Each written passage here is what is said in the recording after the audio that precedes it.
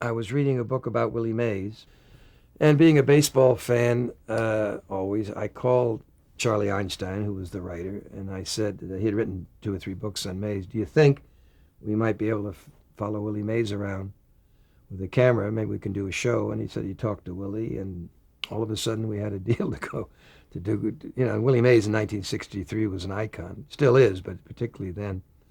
And so we had this big hit show, and we figured we're on our way. And we sat there and sat there. Nobody called. A couple of months go by, and I'm reading Peanuts, and I see this Charlie Brown strip where he's losing his 900th baseball game. And so I said, why don't we, I think I'll call him. It turns out he was in the phone book, because let's do a documentary on him and on Charlie Brown. So I called him, and he had seen the Willie Mays show. He's a baseball fan, and we went up and met, and it was a great meeting, and he said, okay, let's do it. So we went and did a documentary on Charles Schulz, half hour. We could only afford a minute of animation, but we put that in there, and I figured we'd sell that like this, And nobody wanted it. They all liked the show, but nobody had any interest in it, so we were just sitting there. And then in 1965, in April, Time Magazine ran a cover story with the Peanuts characters. And a few weeks after that, Coca-Cola called through their agency, McCann Erickson, and they said, and I thought they were calling to buy the documentary. And they said, no, but have you and Mr. Schulz ever thought, and Mr. Melendez, have you ever thought of doing a Charlie Brown Christmas show? And I lied, and I said, oh, absolutely, we've been thinking about it, and blah, blah, blah. This was a Thursday, and they said, well, we have to make a decision on Monday. Could you send us an outline of the show? This was the Thursday.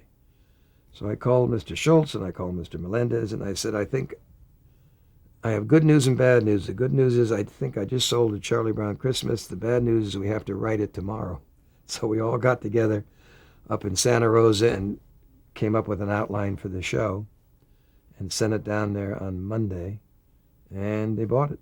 And that's how that whole thing began. So it went from the world's greatest player, Willie Mays, to the world's worst player, Charlie Brown, and they've always been connected.